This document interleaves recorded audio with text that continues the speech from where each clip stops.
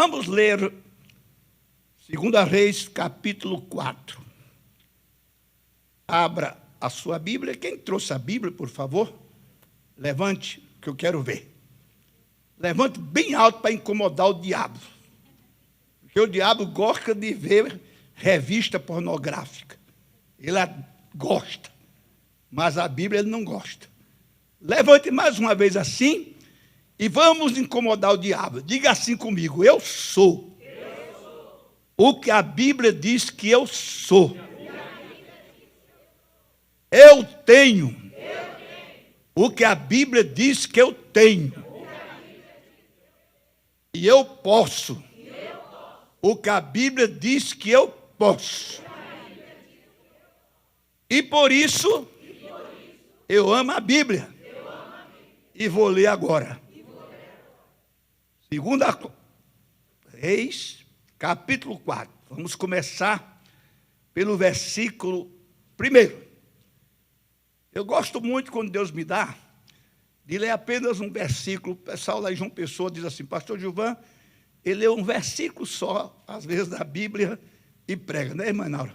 Mas hoje eu vou ler mais de um. Vamos ler até o versículo 7. E uma mulher das mulheres dos filhos dos profetas clamou a Eliseu, dizendo: meu marido, teu servo, morreu, e tu sabes que o teu servo temia ao Senhor, e veio o credor a levar-me os meus 2 filhos para serem servos. Eliseu lhe disse: que te hei de eu fazer? Declara-me o que tens em casa.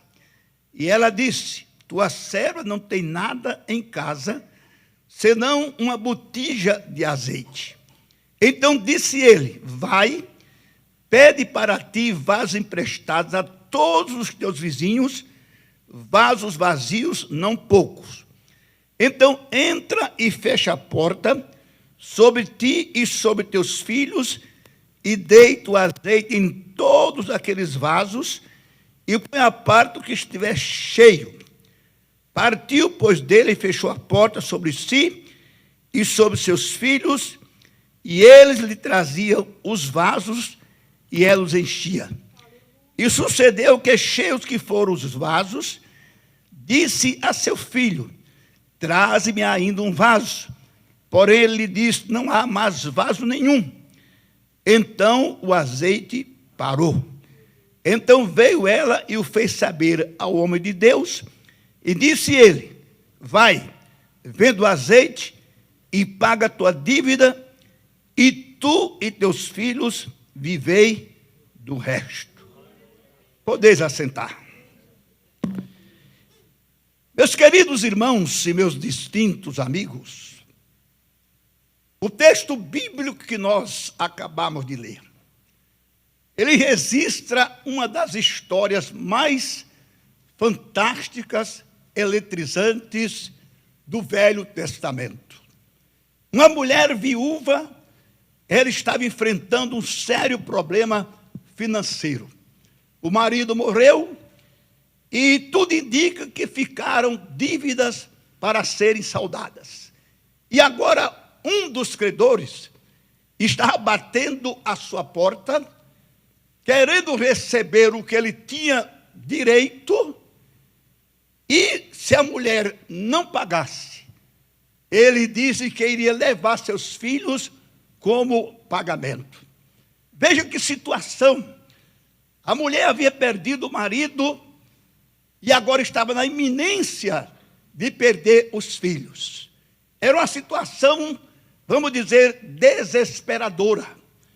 Uma situação que só um milagre seria capaz de socorrê-la. E como nós vemos, o milagre aconteceu. A mulher pagou a dívida e foi viver alegre e feliz com os seus filhos. E esse texto, meus amados irmãos, ele me chama a atenção, porque ele tem tudo a ver com nós que estamos aqui esta noite. Porque não existe uma pessoa aqui, neste lugar, que diga: eu não tenho um problema, eu não tenho uma necessidade, creio que todos nós temos. Até porque se nós não tivéssemos problema, irmão, essa casa não estaria com as pessoas que estão. Porque geralmente o ser humano, ele busca a Deus quando a coisa está feia. Muitas pessoas, eu digo dentro das igrejas, elas têm Jesus como um quebra-galho. É tanto que nós observamos que os crentes, não desfazendo dos outros, mais fervorosos, são aqueles crentes que passam mais dificuldades. A minha esposa, a irmã Naura, lá no Brasil, ela foi coordenadora de círculo de oração. Ela começou naqueles trabalhozinho pequeno, e depois foram colocando ela em trabalhos maiores, mas quando ela dirigia círculo de oração, naquelas congregações, lá no recanto da cidade, na periferia da cidade, naquele ambiente de pessoas bem humildes, ela dizia a mim que quando terminava o período de oração de joelhos, e muitos até colocavam o rosto no chão, ela ia lá e ela via aquele chão molhado pelas lágrimas. Por quê? Porque a necessidade, irmãos, ela empurra a pessoa para perto de Deus. É tanto que eu costumo dizer que tem crente que ele é como papel de balcão. Vocês aqui eu acho que não entenderam o que eu quero dizer, mas eu vou explicar. No meu tempo de criança, não sei se alguém aqui passou por esse tempo, minha mãe mandava eu ir na mercearia. E lá, quando a gente ia comprar algum produto, não existia essa sacolinha que existe hoje. Em cima do balcão, tinha um monte de jornal cortado, papel cortado, e em cima daquele monte de papel, tinha que ter um peso.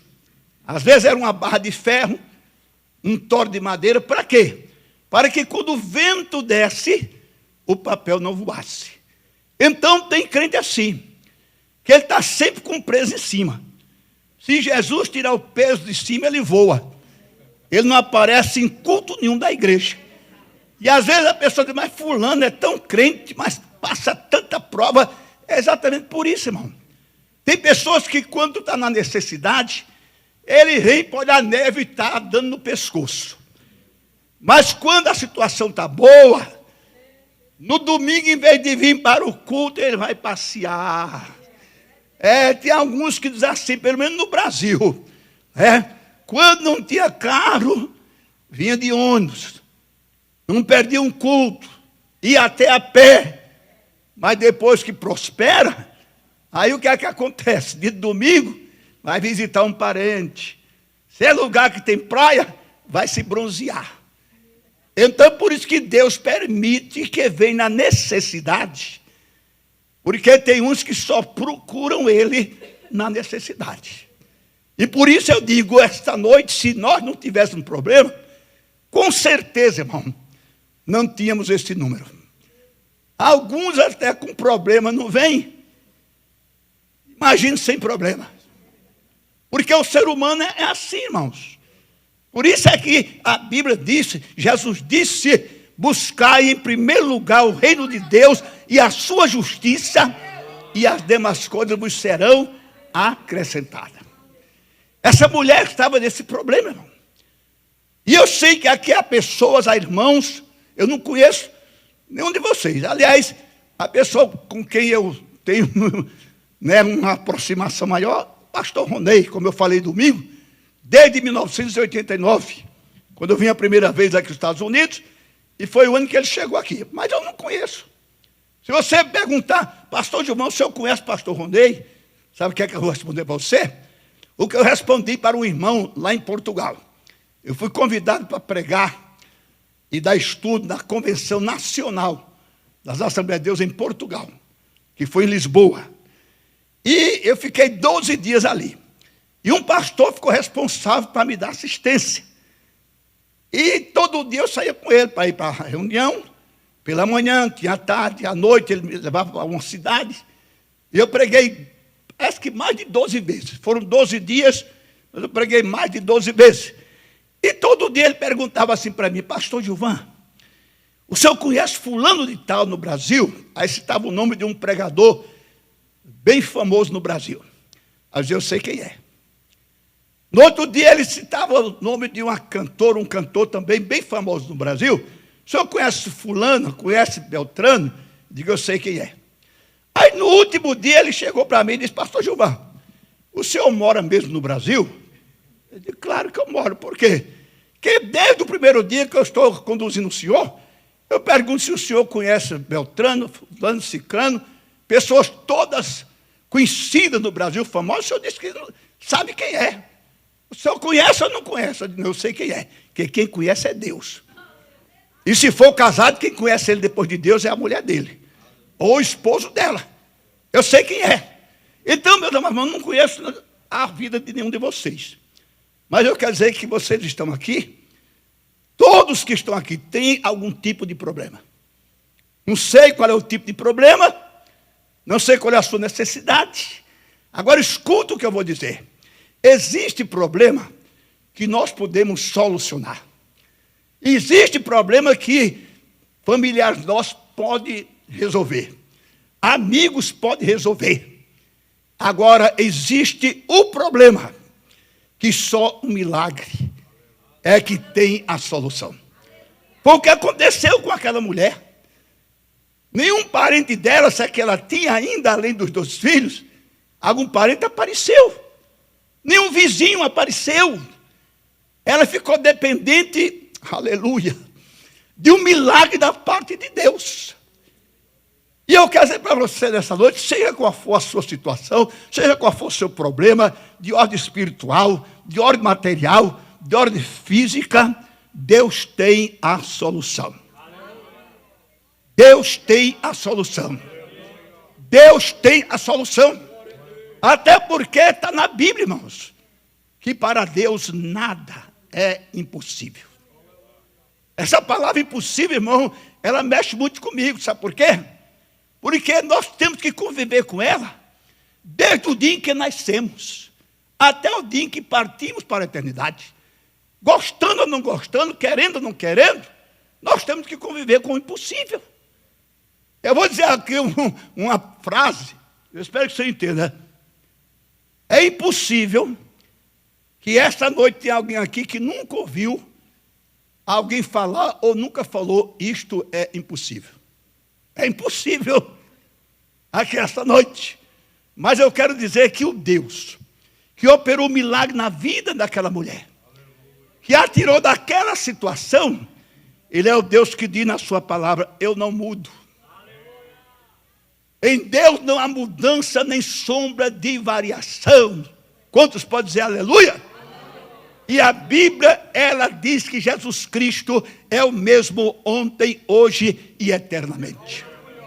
Como Ele operou no passado, Ele opera no presente e operará no futuro. Como Ele socorreu aquela mulher, Ele pode te socorrer e tem mais, Ele quer te socorrer. Que existem pessoas, irmãos, que às vezes querem nos socorrer, mas não pode.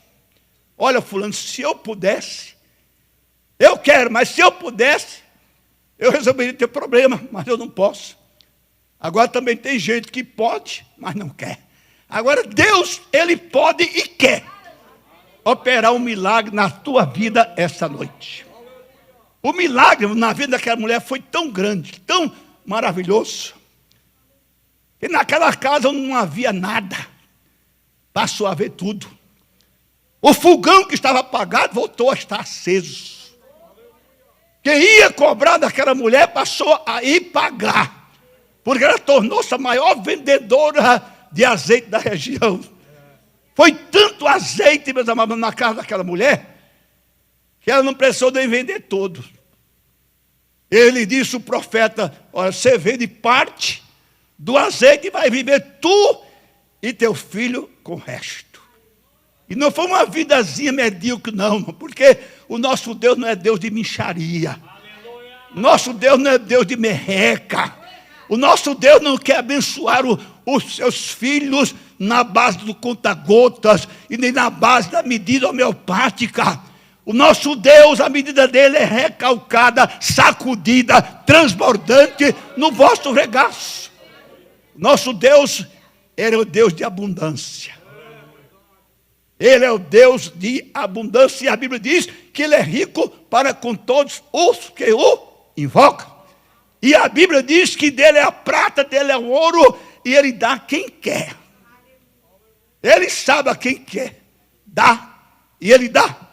Então, a casa daquela mulher se transformou num celeiro das bênçãos de Deus. Porque aonde há um milagre, as bênçãos de Deus são em profusão. Agora, como eu disse, existem as condições. Não pense que você vai ficar deitado numa cama, numa rede, eu também, esperando que Deus opere um milagre. Não. Nós temos que fazer a nossa parte. Aquilo que eu e você podemos fazer, nunca espere que Deus vai fazer. Agora, aquilo que eu e você não podemos fazer, Deus vai fazer. Aleluia. E quais são as condições, pastor Gilvan? À luz desse texto bíblico, eu encontrei 3.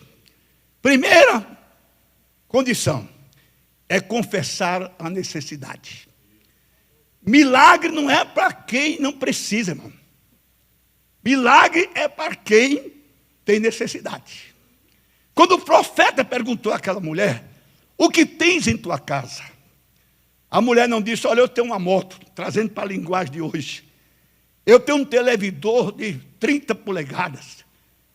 Eu tenho um computador. Ela não disse. Porque se ela dissesse que tinha, o profeta dizia para a mulher, então tu vende o que tu tens e paga a tua dívida. Não me procure mais. Mas ouça o que disse a mulher. Quando o profeta perguntou, o que é que tu tem na tua casa? Ela disse, a tua serva não tem nada. Nada. Senão a botija de azeite. E eu creio que a botija não estava transbordando, não estava cheia, porque tudo indica que ela foi usada pelo seu marido para ungir os enfermos, porque ele era discípulo dos profetas. Agora, o que eu acho lindo, irmãos, escuta aqui, deixa eu abrir um parênteses aqui, porque o Espírito Santo está me impulsionando a falar isso. A mulher, quando chegou para o profeta, ela disse assim, tu sabes, aleluia, que o meu marido temia ao Senhor. Bem-aventurada é a esposa que tem um marido que teme a Deus. Porque a Bíblia diz que bem-aventurado é aquele que teme ao Senhor, que anda nos seus caminhos. Meu marido temia o Senhor. E agora está o credor lá e eu não tenho nada em casa, a não ser uma botija de azeite. O profeta viu naquela botija o ponto de partida para Deus operar um milagre. Na vida daquela mulher, porque ela confessou a sua necessidade, irmão. Milagre é para quem está em extrema necessidade. Você quer saber o que é milagre? Milagre é a operação sobrenatural de Deus. Olha que coisa linda. No curso normal da vida, tornando possível aquilo que é impossível. Isto chama-se milagre. E só quem faz é Deus. Porque Ele tem todo o poder. Ele não é apenas poderoso, irmão. Ele é o Todo-Poderoso. O domínio está em suas mãos. Ele está no controle de tudo. Nunca as coisas vão fugir do controle de Deus. Eu às vezes ouço, irmãos, não é uma crítica, irmão. Eu sou muito observador. Tá? Minha esposa que sabe disso. Por quê? Porque eu aprendi com Jesus. Jesus era um grande observador.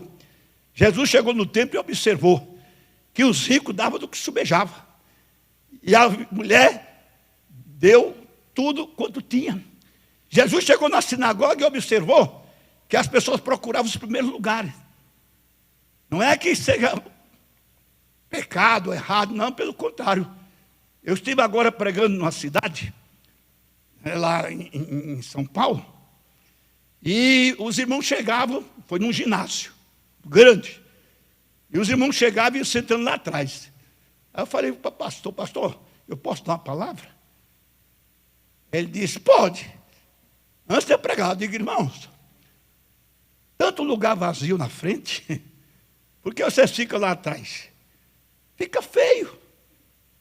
Porque tem crente que ele, se for para uma festa, for para uma apresentação de, vamos dizer, de um cantor aí, famoso, né? Eu duvido ele sentar lá atrás.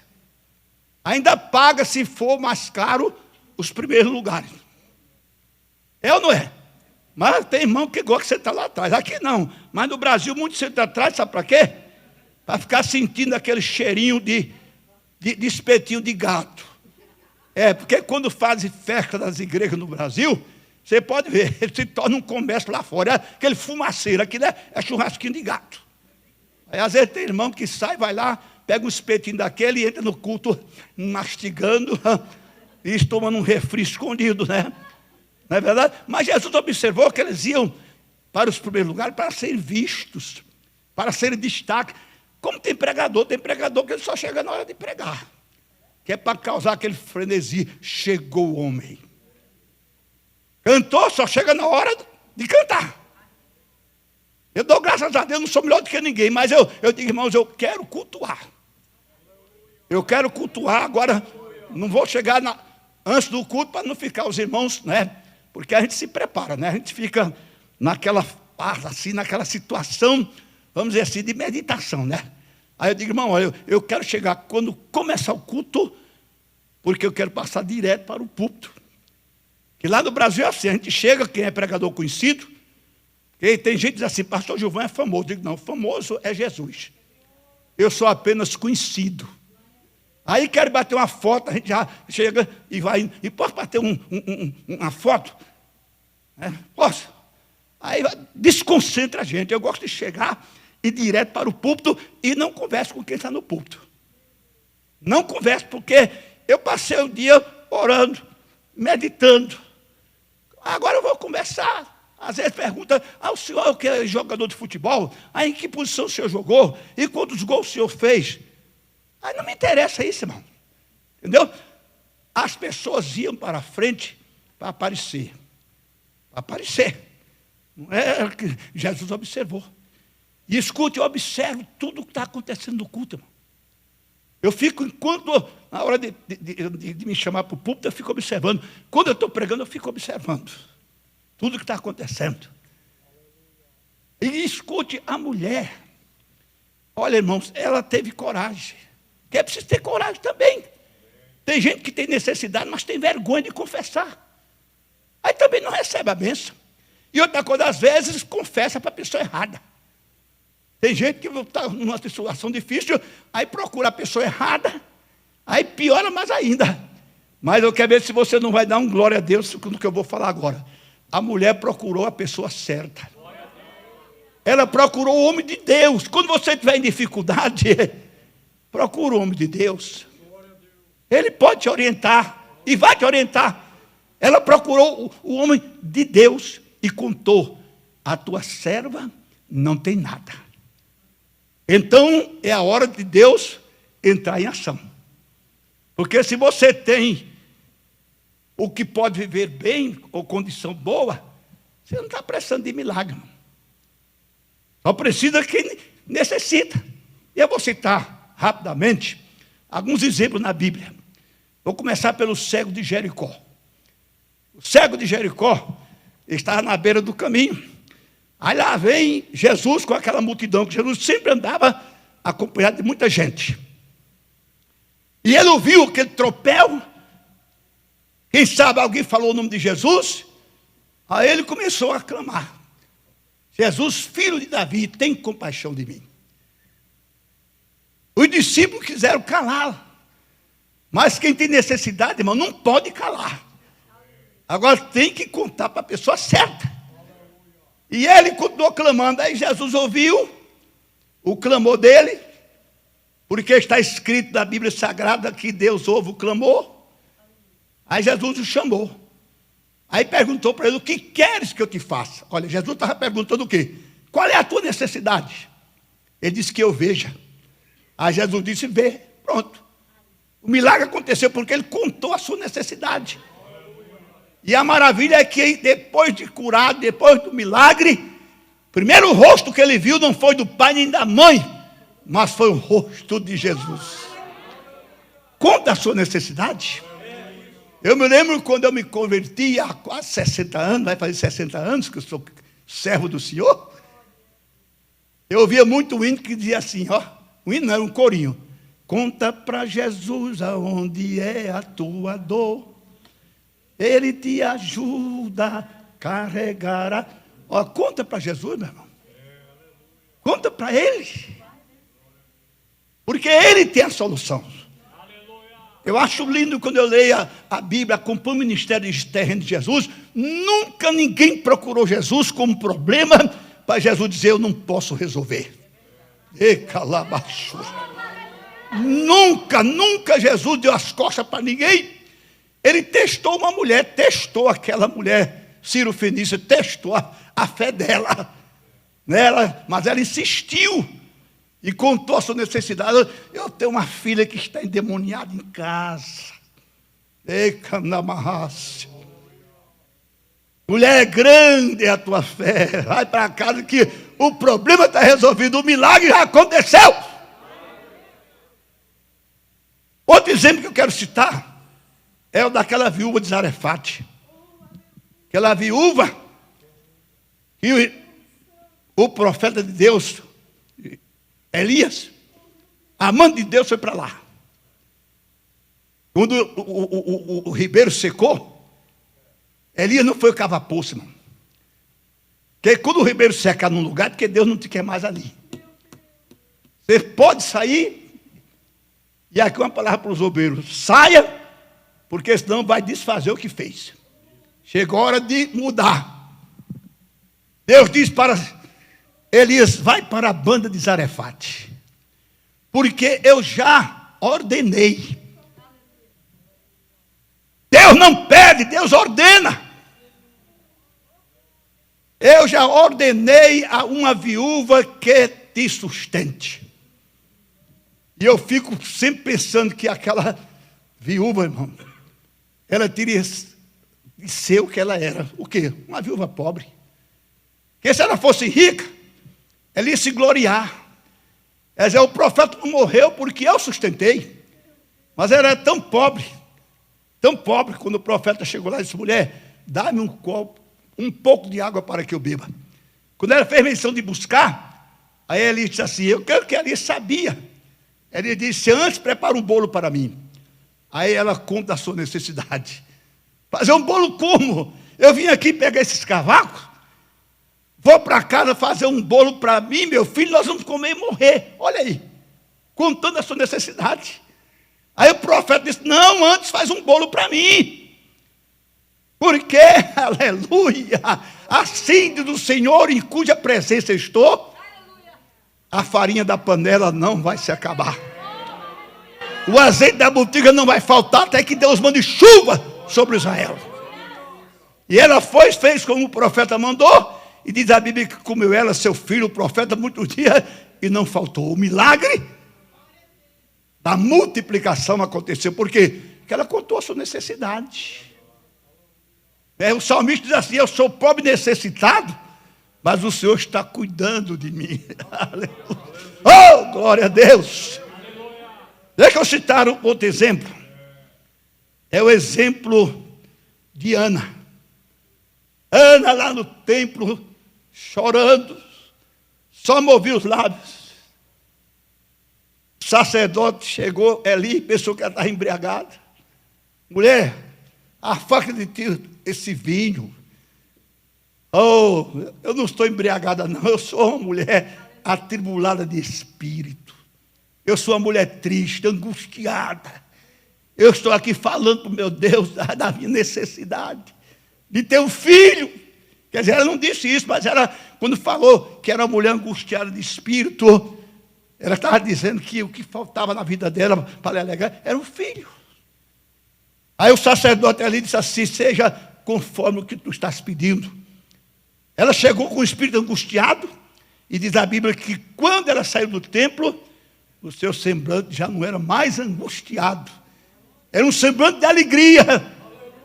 porque ela sentiu que o milagre ia acontecer, e aconteceu.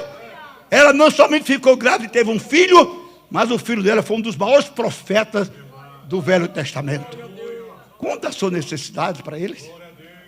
E não adianta, irmão, a gente contar a necessidade para quem não pode resolver. Às vezes a pessoa vai ficar até murmurando, né? Nem resolve, fica murmurando. Conta para eles. Conta para eles. Qual é o teu problema? Qual é a tua dor? O que é que está acontecendo? O que você está precisando que Ele tem para dar? Aleluia! Então a primeira condição é essa. Quer um milagre? Conte a sua necessidade para Deus. Conte mesmo. Abra o coração, derrama o coração diante dEle. E a segunda condição para se receber um milagre é a disposição para obedecer. Diga comigo, disposição para obedecer. Agora escuta o que Deus falou comigo. A obediência, irmãos, é a raiz de todos os milagres. A obediência é a raiz de todas as bênçãos. Quer ser abençoado? Obedeça. Há um texto na Bíblia que eu leio, gosto quando eu leio esse texto. E a Bíblia diz assim: Abraão, sendo chamado, obedeceu. Aí você vai lá no capítulo 24 do Gênesis, aí diz assim: era Abraão, já velho, avançado em idade, e Deus o abençoou em tudo. Deus abençoou Abraão espiritualmente, Deus abençoou Abraão materialmente, Deus abençoou Abraão fisicamente. Por quê? Porque ele obedeceu. Obedeceu, irmão. A obediência é uma das coisas mais importantes na vida de uma pessoa crente. Não adianta pular, gritar, saltar, gemer, chorar, falar língua, se não for obediente. Jesus disse, está lá em Mateus 7,21, nem todo aquele que me diz Senhor, Senhor, entrará no reino dos céus, mas aquele que faz a vontade do meu Pai, que está nos céus. É a obediência, irmão. Os grandes homens de Deus, eles foram obedientes. E o maior exemplo deles, Jesus. E eu vou citar um texto bíblico aqui, que se o diabo pudesse, irmãos, ele pegava esse texto bíblico, rasgava, picava, tocava fogo, pegava as cinzas e jogava no buraco mais profundo que ele pudesse e cobria, para ninguém nunca mais falar nele. Filipenses capítulo 2, está escrito assim, que Jesus sendo Deus, o inferno está começando a abalar. O diabo está começando a coçar a cabeça. Jesus sendo Deus não teve por usurpação ser igual a Deus, mas humilhou-se a si mesmo. Ninguém teria condição de humilhar Jesus, ninguém, se ele não quisesse. Ele humilhou-se a si mesmo, tomou forma de servo, olha agora, e como servo ele foi obediente até a morte e morte de cruz. O diabo agora está com a cara no chão, por quê? Porque diz a Bíblia que Deus o Pai o elevou soberanamente. Ele deu um nome que está acima de todo nome, para que o nome de Jesus Cristo, todo joelho dos que estão em cima no céu, embaixo na terra, debaixo da terra se dobre, e toda língua confesse que Ele é o Senhor, para a glória de Deus Pai. Quantos podem aplaudir o Senhor? Aleluia. Obediência. Obediência. Obediência, o que é que diz a Bíblia? Melhor é obedecer do que sacrificar. Não adianta jejuar 30 dias, 40 dias, você não obedece, irmão. Não, isso é passar fome, isso não é jejum agradável a Deus, é passar fome. Ou então regime para emagrecer. O importante é obedecer. Jesus operou o primeiro milagre na vida dele, sabe por quê? Lá em Caná da Galileia. Porque aqueles homens estavam trabalhando ali, eles obedeceram. Quando faltou vinho, eles procuraram Maria, procuraram a pessoa errada. Aí Maria falou, não estava Jesus, ó, o vinho acabou. Jesus, mulher, o que é que eu tenho contigo? Maria deu meia volta e disse, ó, fazei tudo o que ele vos disser. O caso aí não é comigo, não. O caso aí não é comigo, não. Quer dizer, ela não disse isso, mas eu vou dizer. Quem sabe ela disse assim, eu não resolvo nada. Quem resolve é ele. Quem faz milagre é ele. Eu estou falando isso assim porque um médico, ele era muito católico. E convidaram para ele na igreja evangélica, para um culto ele foi. E ele tinha um paciente que era evangélico. Aí quando o paciente foi lá no consultório dele, aí perguntou, o senhor gostou do culto lá? Ele disse, olha, eu não gostei não. Mas por que não gostou? Porque só falaram em Jesus, não falaram uma vez em Maria, nem uma vez. Aí o irmão muito sábio disse, me diga uma coisa, se eu chegar aqui no seu consultório e o senhor não tiver sua mãe, eu posso fazer uma consulta com ela? Aí ele disse, não, o médico sou eu, não é ela. Então, quem sabe é Jesus, quem opera é Jesus, quem faz milagre é Jesus. Não é Maria. Aí ele ficou pianinho, irmão, fechou a boca. E é verdade. Mas os serventes ouviram aquilo que Maria falou. Aí Jesus disse, olha, vocês venham aqui. Eles foram. Ninguém conhecia Jesus, irmão. Eles não conheciam, nunca, talvez, nem tinham ouvido falar em Jesus. Mas foram, obedeceram. Aí Jesus disse, olha, trazer aquelas talhas ali. Eles obedeceram. Pegaram as talhas e trouxeram. Jesus disse, olha, enche d'água. Eles podiam dizer, rapaz, está de brincadeira com a gente? A gente está pensando de vinho, a água que a gente tem à vontade. Mas não, eles encheram, obedeceram. Aí Jesus ainda fez mais ainda. Leva para o mestre de sala. Ele disse, você quer que a gente faça vergonha, rapaz? Você está pensando o quê? Eles obedeceram. Quando a água chegou lá, não era mais água, era vinho.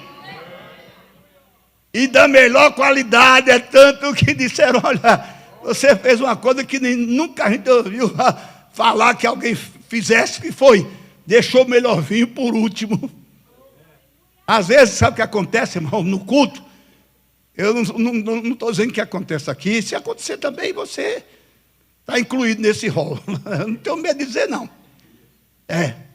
Não tenho medo de dizer, não. Tem gente que, lá no Brasil, vou falar do Brasil, tem crente no Brasil que, olha, deu 9 horas, olha, Deus pode dizer, eu vou mandar Miguel com uma bacia de brasas acesa para derramar isso sobre vocês, incendiar vocês, vou batizar vocês, 9 horas.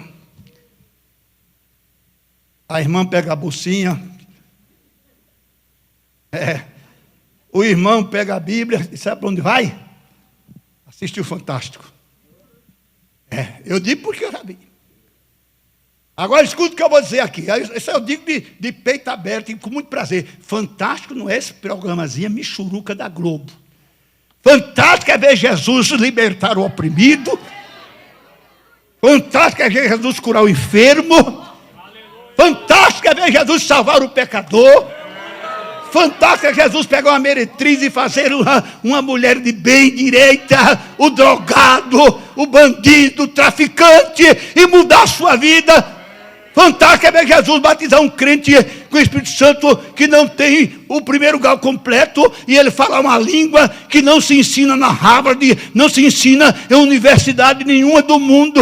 Uma língua que deixa o diabo louco, porque o diabo conhece todos os idiomas. Se o crente falar francês, ele entende, inglês ele entende, espanhol entende, falar qualquer idioma, o diabo entende.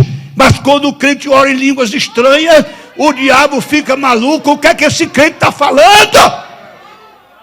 É claro que ele não está dando ordem a Deus, ele está glorificando a Deus.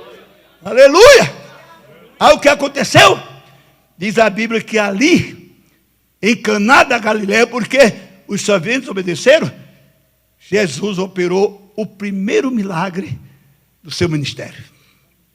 Primeiro milagre. Você talvez esteja pedindo, mas não está obedecendo. E tem uns que dizem assim, Senhor, por quê? Por quê? Por que eu te peço, tu não dás?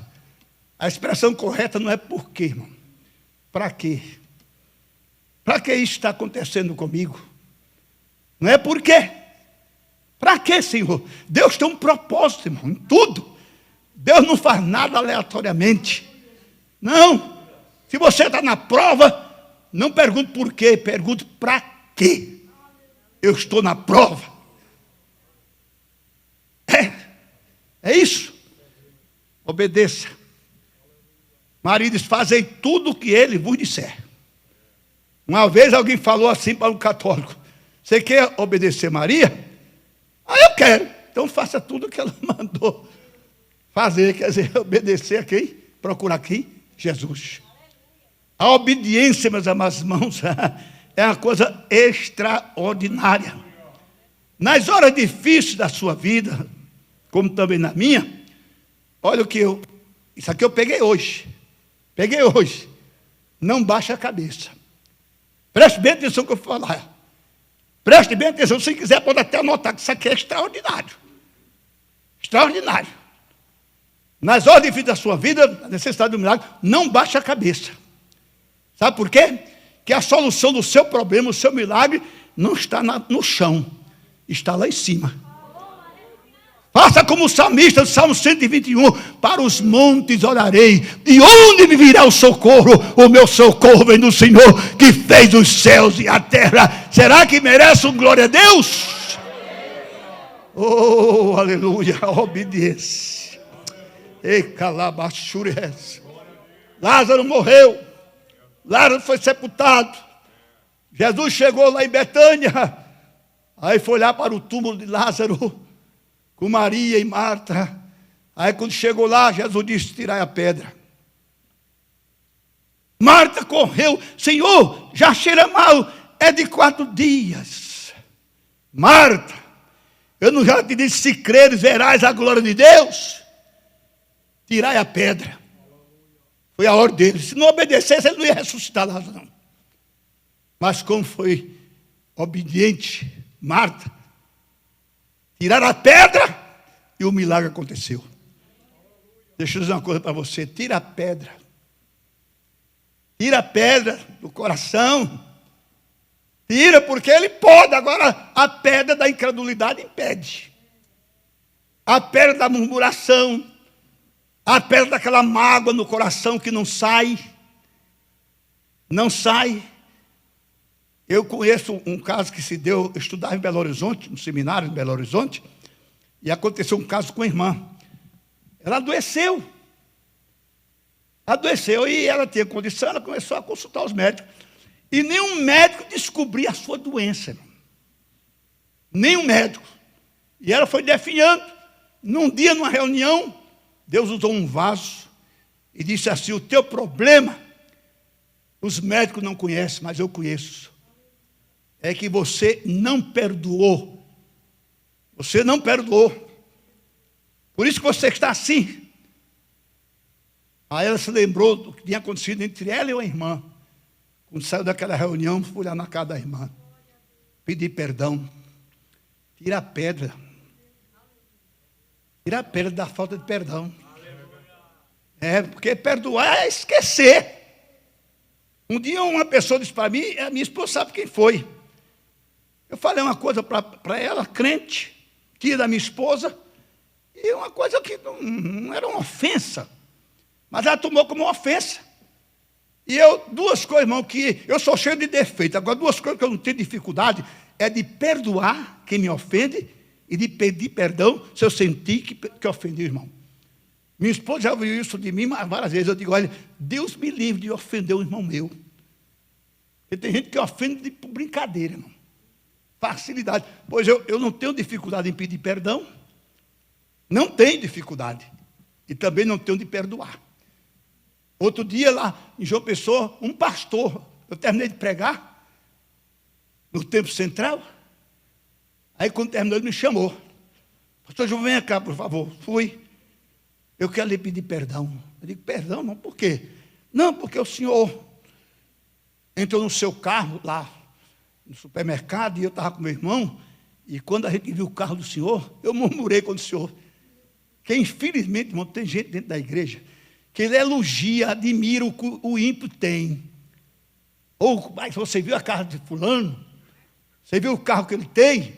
Agora, quando é o pastor, eu vou dar meu dízimo, não. O pastor está andando de Mercedes 0 km. Vou dar, não. Agora, só que essa pessoa não conhece a Bíblia. Porque ninguém gostou de coisa 0 quilômetro mais do que Jesus. Quer que eu prove? Jesus nasceu de uma virgem, 0 quilômetro. 0 quilômetro. Foi ou não foi? Jesus andou num jumentinho que não tinha 1 quilômetro rodado. Ninguém tinha montado nele. Jesus, ele foi sepultado num túmulo 0 quilômetro. Ninguém tinha sido sepultado. Porque o pastor não pode ter um carro 0 quilômetro. Um dia eu disse para um demoniado lá em Campina Grande, eu estava com um carro, ele veio onde eu estava, eu vou ser crente também, porque você com um carro desse, tu és filho do diabo, tu tens um carro, eu filho de Deus, não vou ter. Deus só dá o melhor para os seus filhos. Agora a condição, meus amados irmãos, é ser obediente. Deixa eu dizer uma coisa para você, os céus estarão sempre abertos. Estarão para o crente obediente. Agora, desobedeceu, o couro come. O couro come. Deu o caso de Saul, foi rejeitado, até um espírito mau tomou posse dele. Por quê? Porque desobedeceu. E com Deus não tem esse negócio, não. Com Deus a coisa tem que ser certa. Tem um ditado aí de que não é crente. Se algum crente tiver esse ditado ainda, jogue fora. Deus escreve torto, certo por linhas tortas. Deus não tem linha torta, não, irmão. As linhas de Deus são sempre certas. Amém? Mas, pastor, eu vou terminar. Eu disse logo a ele, olha, eu vou falar pouco, porque meio de semana. Está muito bom? Mas eu quero... Não é nunca bom, meu irmão, a gente comer para ficar rotando, empachado. É bom a gente comer e ainda guardar um lugarzinho para sobremesa. Não é assim? Porque tem gente que ele come que, quando termina, sai da mesa, tem que meter o dedo aqui na garganta para vomitar. Não, eu quero que os irmãos saiam daqui hoje dizendo, pastor Ronei, chama o pastor Gilvan de novo. Com vontade, né? Amém? Mas eu vou terminar. Terceira condição para você receber o milagre é confiar. Irmãos, eu gosto mais dessa expressão confiar do que a expressão crer. Vou repetir, eu gosto mais da expressão confiar do que crer. E vou explicar por quê. Um certo equilibrista, um artista, o trabalho dele era atravessar desfiladeira, aquelas coisas bem perigosas, se equilibrando num cabo de aço. E ele veio aqui para a América do Norte, e eu sei que vocês conhecem ou já ouviram falar, nas cataratas do Niágara, aqui na América do Norte, né? Aí ele anunciou nos jornais, na televisão, no rádio, que no domingo ele iria atravessar numa parte das cataratas, de um lado para outro, em cima de um cabo de aço e com a carrocinha em cima. Aí, que o povo gosta de novidade, irmão. O povo gosta de novidade. Tem igreja aí, eu não estou dizendo aqui não. Mas tem igreja aí que se não tiver novidade, uma novidade aí que para mim não vale nada. Eu preguei aqui numa igreja nos Estados Unidos, nunca mais me convidaram. Nunca mais. Por quê? Porque lá só prega se profetizar. Irmão, eu estou profetizando. Tem profecia maior do que a Bíblia? A profecia dada por uma pessoa pode falhar, mas aqui não. Como eu não profetizei lá, né, através do dom, mas a palavra nunca mais. Tem gente que gosta de movimento. Chama aqueles que dizem assim, olhe para a pessoa que está do seu lado e diga que ela é a mais bonita.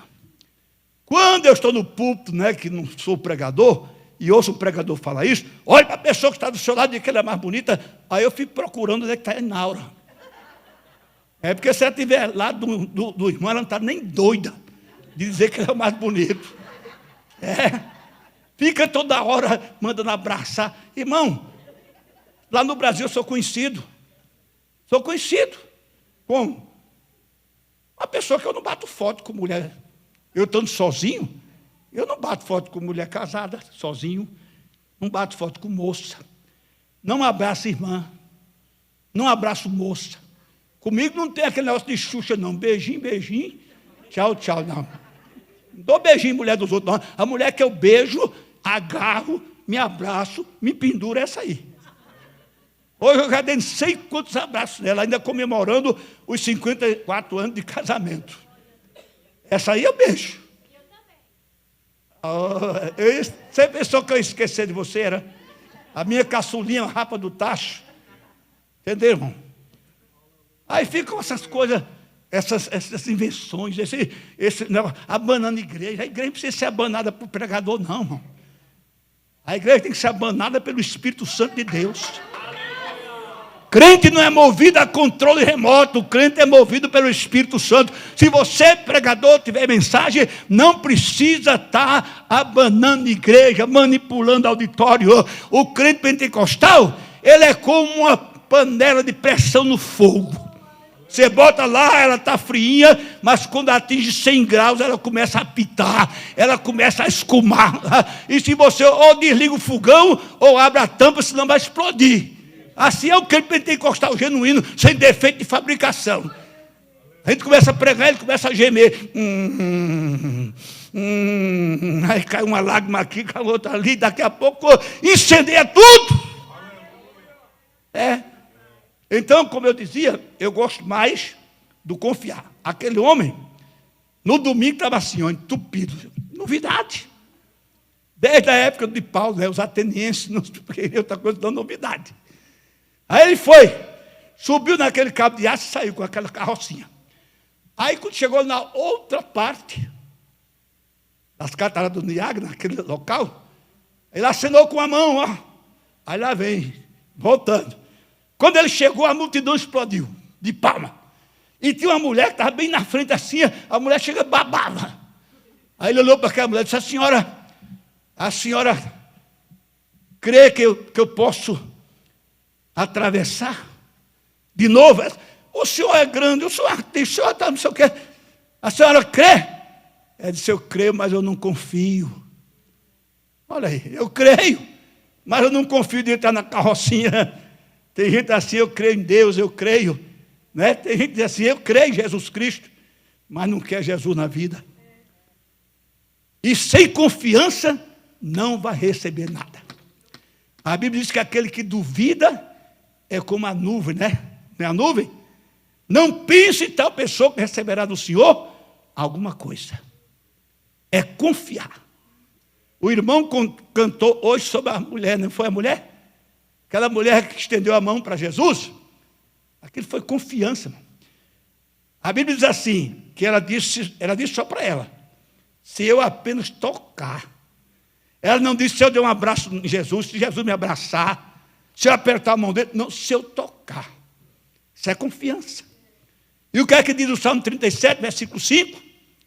Entrega teu caminho ao Senhor, confia nele, e ele tudo. Aí não é mais ou menos fará? Não é alguma coisa ele fará? Não, entrega teu caminho ao Senhor, confia nele, e ele tudo fará. Jeremias capítulo 17, se eu não me engano. Bendito o varão que confia no Senhor e cuja esperança é o Senhor. Ele é como uma árvore plantada junto às águas, que lança suas raízes para o ribeiro, não resseca quando vem o calor, e no verão a sua folha permanece verde, e não deixa de dar fruto. Irmãos, a confiança em Deus, ela é fundamental para recebermos um milagre. Um milagre. Um milagre. Aleluia. Oh, aleluia. Eita, labachurés. Fiquem de pé, por favor. Eu vou devolver o microfone para o pastor Robson Rezende. Ele vai fazer a outra parte. A minha eu já terminei. Agora, jogar para o irmão. Eu jogar não, colocar nas suas mãos, porque, irmão, vocês é que sabem como fazer agora. Eu fui chamado só para pregar. E tenho consciência de que preguei. Tenho consciência de que eu não enganei os irmãos, não fiz movimento, não sensacionalismo, preguei. Porque meu ministério é esse, é pregar a palavra de Deus, não é contar história. Entendeu? Aleluia! Preguei, vou voltar tranquilo, vou dormir o sono do justo, e vou dizer para Jesus, olha Jesus, eu fiz o que tu mandaste.